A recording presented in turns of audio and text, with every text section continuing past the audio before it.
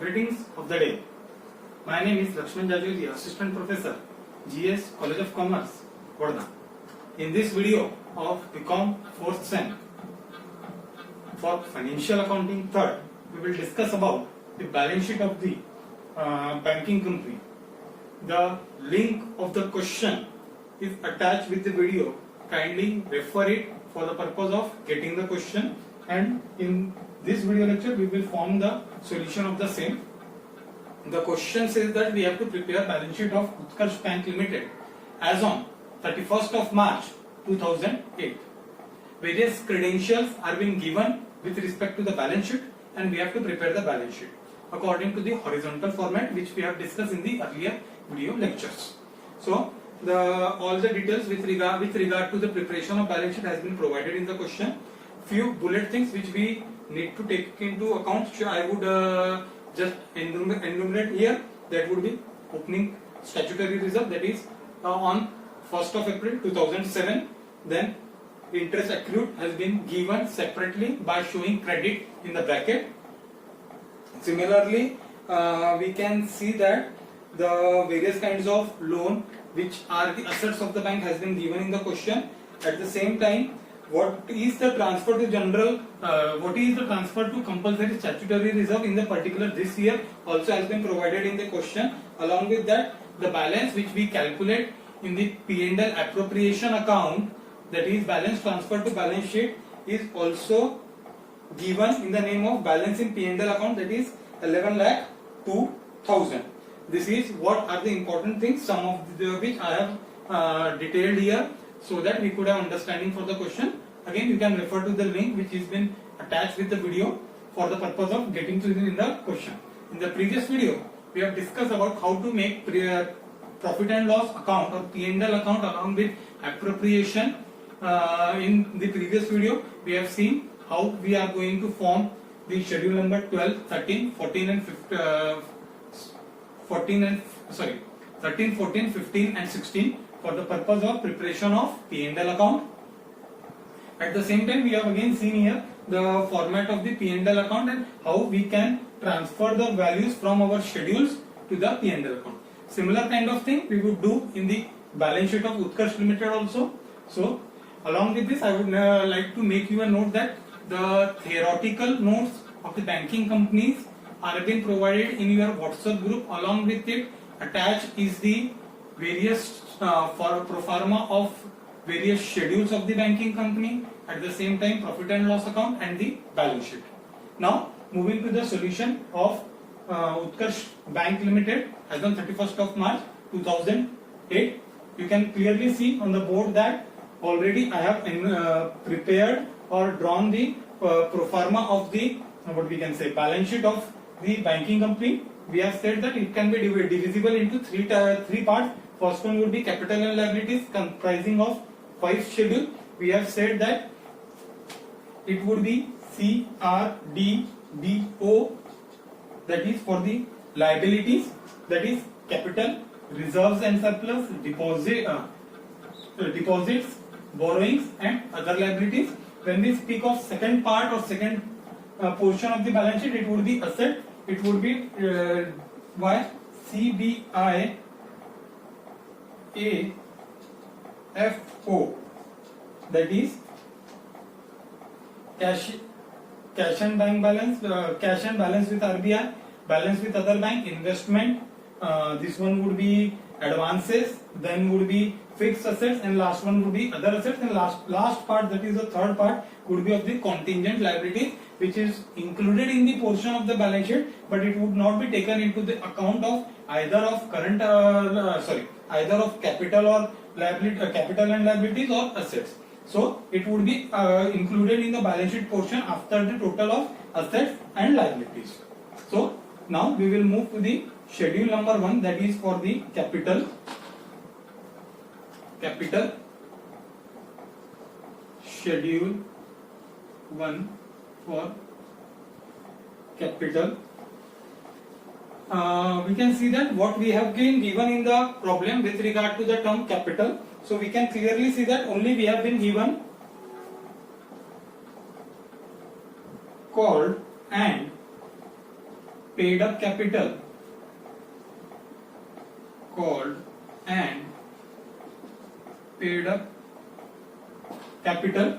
The amount of called and paid up capital is given for rupees 30 lakh 30. So there is only one thing given. If along with this authorized capital, issued capital would be given, it would be taken into the prior segment, but again it would not be used for the purpose of totaling. Only paid up capital would be taken for the purpose of totaling. Hence our total for schedule number 1 of capital would be 30 lakh. We will transfer that 30 lakh to the balance sheet. That is for the schedule number 1. Now moving to our schedule number 2, that is for reserves and surplus. Reserves and surplus. Here we have to take into account various things which are been there in the trial balance or in adjustment, or apart from adjustment. We have said it many times that apart from adjustment, if there is no adjustment given for the purpose of statutory reserve, even after that, if the banking company has operated in the profit segment, then we have to transfer 25% of your current year profit compulsorily to this statutory reserve. So very first thing we would take would be statutory reserve. Opening balance has been given in the question of rupees 9 lakh. We would take it as 9 lakh plus. Along with that, in the last segment of your question, the transfer during the year is also given of rupees 1,13,000. Transfer during year 1,13,000, 113. We would make total as 10,13,000. Apart from this, no other reserve has been given in the question, hence we would not take. But here we have just completed with the term reserve. We have to take surplus. That is again mentioned in the last segment of your question. That is balance in P&L account. We would take it as balance in P&L account. The amount for it is been given as 11 lakh 2,000. 11 lakh 2,000. That would be 21 lakh 15,000. We would transfer it to reserves and surplus in balance sheet. 21 lakh 15,000. This is for the second schedule. Now moving to the schedule number 3 for deposits.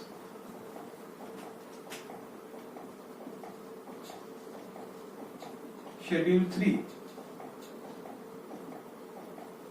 deposits. Here we would take what different types of deposit bank has accepted from public or from its customer. It can be fixed deposits, current deposits, savings deposit, or any other type of deposits. So here fixed deposit is given of rupees. Fixed deposit is given of rupees 2,75,000. 2,75,000. Whereas next is the savings deposit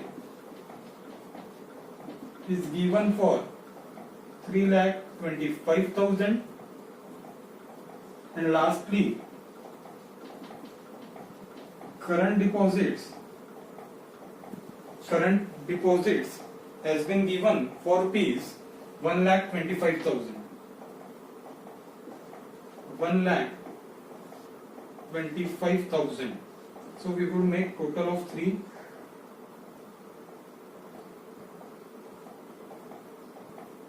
That would be 7,25,000 for schedule number 3. The total is 7,25,000.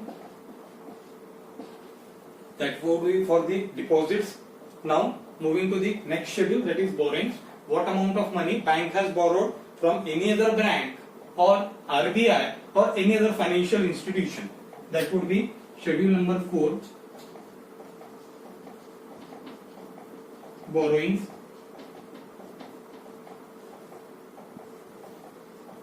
So bank has here borrowed money from RBI. So borrowing from RBI amounted to rupees 1 lakh,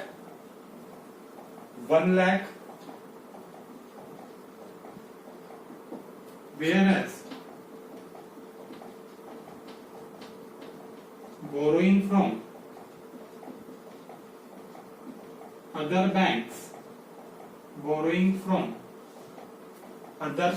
banks, amounted to rupees 3 lakh,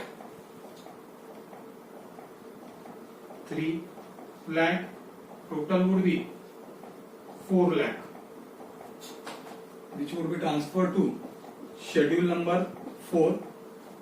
Now moving to the last schedule for our capital and liabilities would be schedule 5. That would be other liabilities.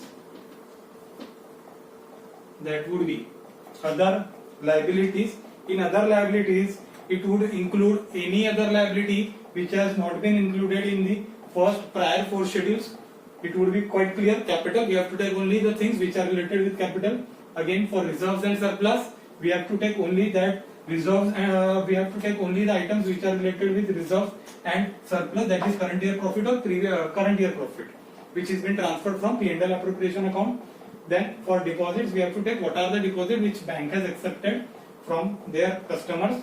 Then borrowings, what amount of money bank has borrowed from any other financial institution. Latter one would be other liabilities. Apart from all these 4, what are the liabilities which have been left should be included in the 5th number schedule. Very first liability would be bills payable.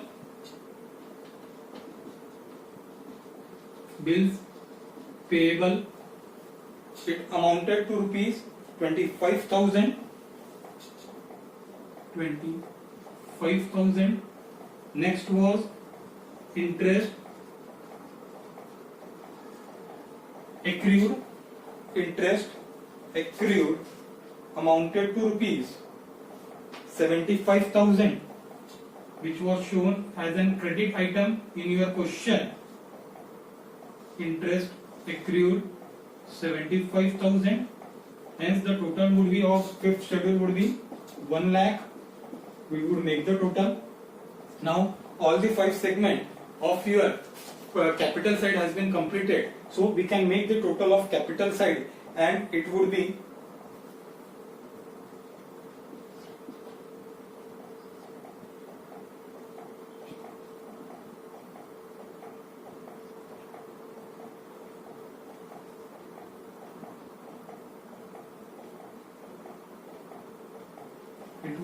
total would be 53 lakh 40,000. 63 lakh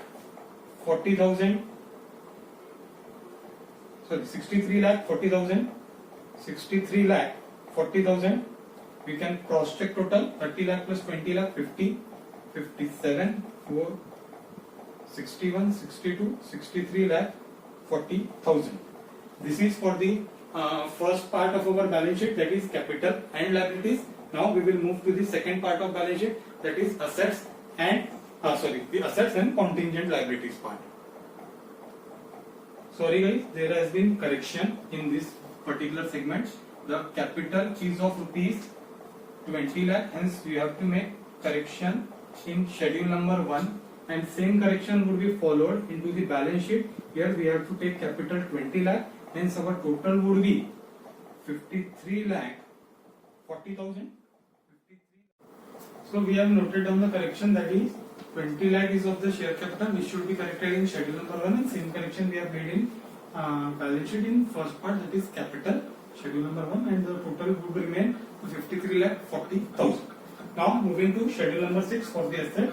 The very first schedule is of cash and balance with bank, in which first thing we have been given in the question is cash with bank or cash balance is given in the question for rupees 2 lakh.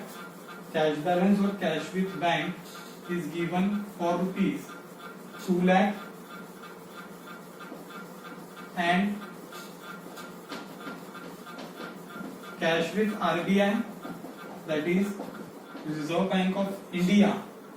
Cash with RBI is given for rupees 1 lakh. Hence the total can be made to 3 lakh, which would be transferred to balance sheet in the asset held for schedule 6, that is cash and balance with RBI. Now moving to next schedule, that is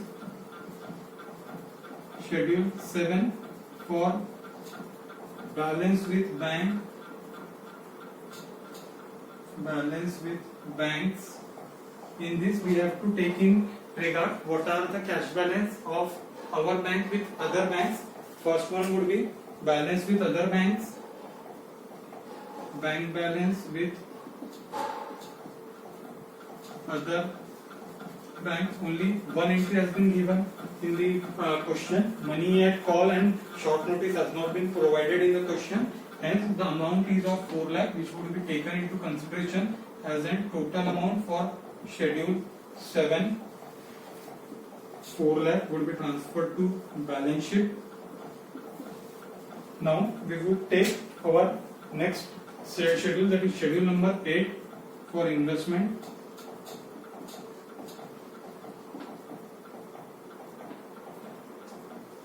Schedule number 8 for investment. For this regard we have been given very first thing, that is investment in government securities. Investment in government securities amounted to rupees 3 lakh. 3 lakh. Whereas a new thing is been given in the question as a type of investment, that is for banks, that is other approved securities. Other approved securities of rupees 1 lakh has been provided in the question. 1 lakh. Hence we can make the total at rupees 4 lakh. At rupees 4 lakh and transfer it to balance sheet. Then for schedule 9, that is advances, what are the loans and advances given by bank to its customer? Advances. So with this regard it has been given that cash credit, overdraft and demand draft. I would write in short, cash credit, overdraft and demand draft has been issued by bank or given by bank amounted to rupees 14,25,000. 14,25,000 has been given to its customer. We would take that. Then second thing is given as term loans for 8,90,890 term loans. 8,90,000. Then bills purchased and discounted amounted to rupees 2,50,000. 250. Bills purchased and discounted 2,25,000. These are the three things which have been given in form of advances. 2,50,000, not 25,000. We have to correct it. 2,50,000 has been provided in the question.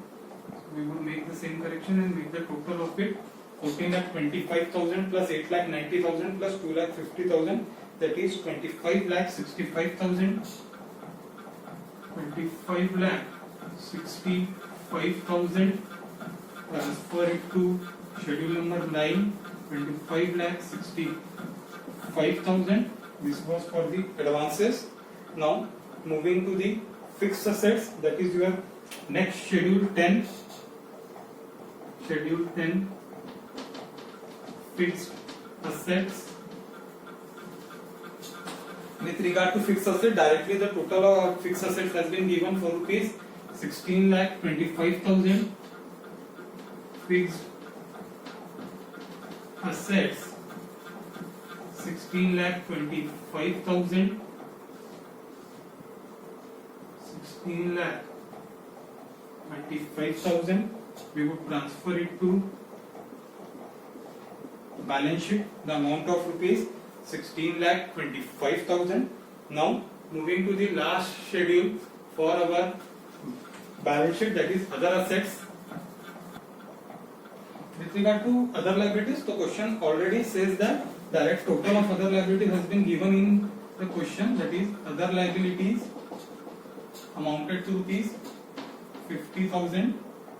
So only one item has been given with regard to other liabilities. So we would take other liabilities 50,000 and note it down in our balance sheet. Then we would make total. The total should amount to rupees 53,40,000.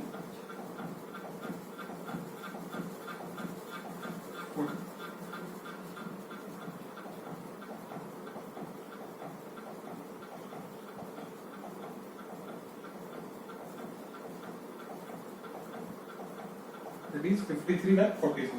Apart from everything, as we have done in the earlier segment, that is vertical form of balance sheet, T form में हमने जो किया, still we can see that the balance sheet has been exactly matched as we used to do earlier in the vertical format. T format में हम जो करते थे. Now with regard to contingent liability for schedule number 12.